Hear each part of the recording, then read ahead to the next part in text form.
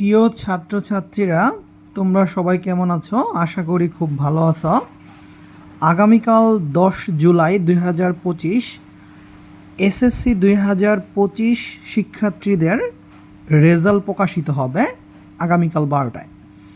যারা দ্রুত সময়ে মোবাইলের সাহায্যে গ্রেড এবং মার্কশিট দেখতে চাও তারা আমাদের পদ্ধতি অনুসরণ করতে পারো।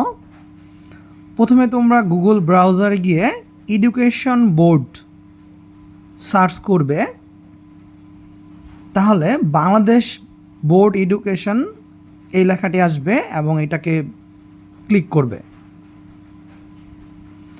এটা ক্লিক করার পরে আমাদের এইরকম একটি ইন্টারফেস আসবে, যার কর্নারে লেখা আছে এসএসসি, এইচএসসি, জেএসসি।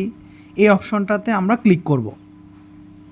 ক্লিক করলে এইরকম একটি ইন্টারফেস আসবে, যেখানে আমাদের কিছু তথ্য বা ইনফরমেশন দিতে হবে।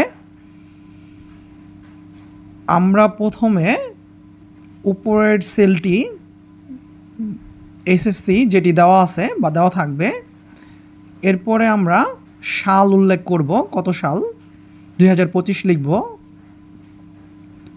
তারপর আমরা যেই বোর্ড থেকে পরীক্ষা দিয়েছি সেই বোর্ড সিলেক্ট করব। আমরা ঢাকা বোর্ড সিলেক্ট করলাম।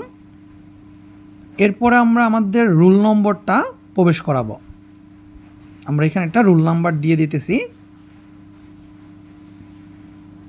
তারপরে আমরা রেজিস্ট্রেশন নাম্বার প্রবেশ করাবো। আমরা একটা রেজিস্ট্রেশন নাম্বার দিয়ে দিলাম।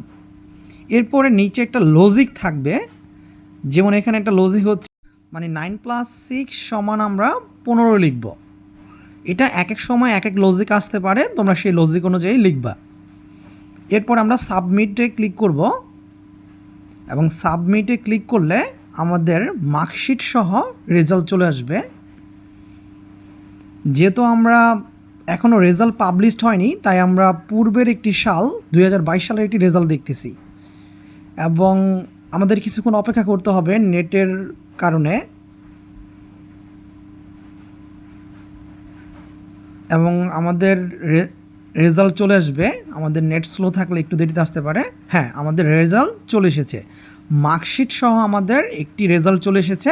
এবার আমরা রেজাল্ট দেখতে পারি এবং চাইলে আমরা প্রিন্ট করে বের করে নিতে পারি।